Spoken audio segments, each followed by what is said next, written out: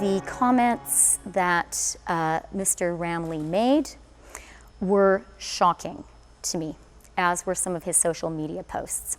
Obviously, we are quite seized with this issue. I have personally spoken with Minister Freeland this morning, who has assured me that she is looking very carefully into how this has happened and ensure that we have next steps to share with you soon.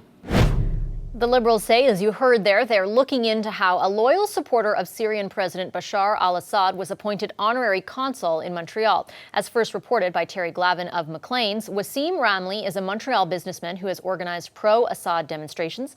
He also drives a Hummer adorned with a Syrian flag and a photo of Assad. Global Affairs approved Ramley for the Montreal posting last month, even though Canada condemns the Assad regime for human rights abuses. So how did he get the job, and why does he stand by Assad? This afternoon, I spoke with Wasim Ramley from Waterloo, Ontario. Hi, Mr. Ramley. Thanks for joining us. Appreciate you making time. You're welcome. Thank you for having me. I want to start off by getting your reaction to what Foreign Affairs Minister, currently running as a Liberal candidate, Chrystia Freeland, said about your appointment. She said she was shocked by the comments you made to the press and the views you've espoused publicly on social media and elsewhere. She said neither my team nor I were aware that officials at Global Affairs Canada had approved this appointment, and she's asked the department to look into it right away. What is your reaction to that? First of all, I don't really have a comment on what our Foreign Affairs Minister has said. I haven't seen her comments neither yet.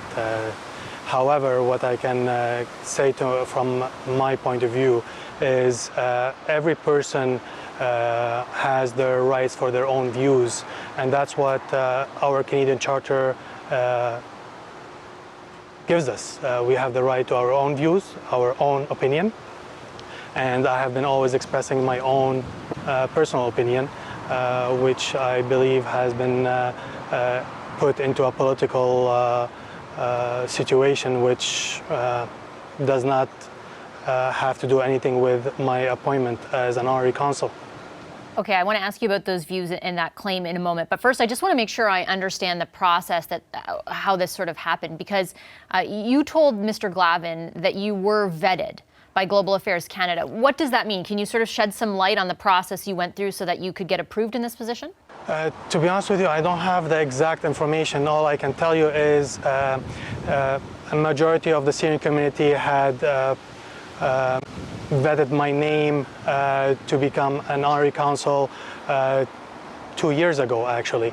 Then just recently I received a message from the Syrian Foreign Affairs indicating that my name has been proposed to the Kenyan government, and that we have received a confirmation from the Kenyan government to allow me to take the position as an honorary consul to serve the Syrian community in Montreal specifically, and Canada generally. So are you saying that it's not something that you applied for, that you didn't know that this process was being undergone, that you were just informed at the same time that you had been selected and approved? As I mentioned, the process has been 2 years ago. The only thing that I had to provide recently, it was asked of me, is a letter of no criminal records to provide. Other than that, it's not something that I have more knowledge about on how it works. So, okay, so you didn't have any contact beyond that with, for example, Global Affairs Canada or officials in that department? I haven't at all. Even the letter of no criminal records was handed to the Syrian government, and they're the one who provided to the Canadian government to put into my file. The Maclean's report stated that you attended a fundraiser on June 17th with Mark Miller and Justin Trudeau, that there's pictures of you with both of them. What connections do you have to the Liberal Party? I am a Canadian citizen anyways, and as a Canadian citizen I have the right to support any party that I see fit to myself, and that's the only context about attending an event for the Liberal Party.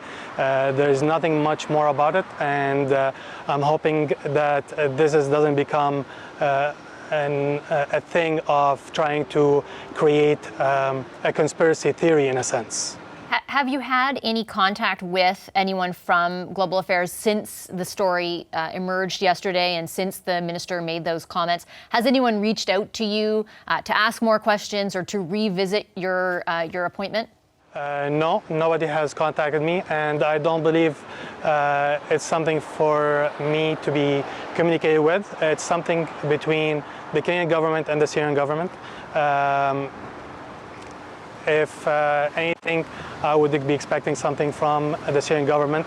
But to answer your exact question, no, nobody has contacted me. And have you heard from the Syrian government since yesterday? No, not at all. You mentioned that you got a letter from them saying that from the Syrian regime that you were approved for this appointment and from their respect.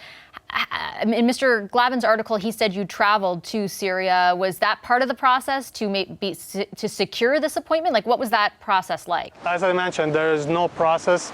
My visits to Syria is to visit my homeland. And the last visit in June was basically to take my daughter, who has not seen her homeland since 2011.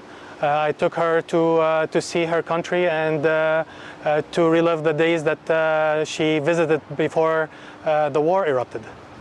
I take your point earlier on when you say that you're entitled to have your own opinion, that everybody is, and I think there's an understanding of that. But you are in the social media posts, for example, that Mr. Glavin points to. You express strong support for the Assad regime, and Mr. Assad and his regime have been accused of countless war crimes. Do you understand how there is a sense of concern among Canadians about your appointment, given your position and your support of Mr. Assad? I'd rather not go into politics of these, because my appointment as an honorary consul is to serve the more than 25,000 Syrians that have been welcomed by the Canadian government here and who requires authentication of their documents, such as school diplomas, work documents, to start their new life here. Again, it's the political part of it, I believe, should be taken out of this context. I'm here to do things in a neutral way, serving the Syrian community and their needs to be able to have their documents that they require and that the Canadian government requires, or the Canadian institutions actually would require for them to continue their life. Just as any university here, for them to accept students, they need to provide their diplomas that they had from Syria before coming here. So this is our job. My job is to authenticate these documents, being neutral and serving all Syrians without any political from any political spectrum within the regarded Syrian situation. But can you understand how people in the Syrian community would be apprehensive about coming to you with their needs, be it those documents that you mentioned or others, given that the kinds of comments that you made? I hear you insisting that you can be neutral, but your comments have been anything but. My comments were regarding certain militant groups, certain groups that may be seen by someone as on the positive side, some would see it on the negative side. I'd like to remind you something, that there's also a Syrian community that is very happy to see that the Syrian honorary consulate is reopening to get their documents authenticated. Just today, people were calling me, about 20 people called me today, inquiring when the office will open for them to be able to process their documents. With respect, sir, many of them have gone to Mr. Glavin saying that they're worried, though. Not all of them. I'm sorry, there is a few only that Mr. Glavin met with or spoke with, but he has not met with everybody else. We cannot take 3 people and claim they are a majority of over 50,000 Syrians in Canada itself. By that argument, though, nor can you claim 20 are. Sorry? By the same argument, you can't claim that the 20 people who called you represent the majority either, then. No, I didn't say I represent the majority, but he cannot even say that he represents the majority either. It's something that the only thing we can say is once the office is opened and people see how we are serving all the Syrian community without differentiation of their political background, then someone can comment and say how my job is.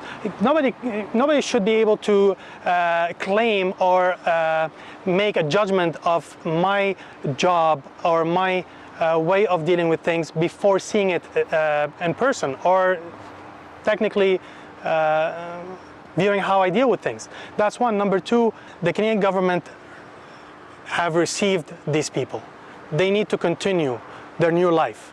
So let's allow this to happen. Let's allow them to get the documents. Plus, I am not the one who's going to be deciding things. I am basically the messenger. When they come to do their documents, it's not me who decides. They are taking it to send it to the Syrian government to confirm that these documents are authentic, for me to stamp it. It's not my decision at the end.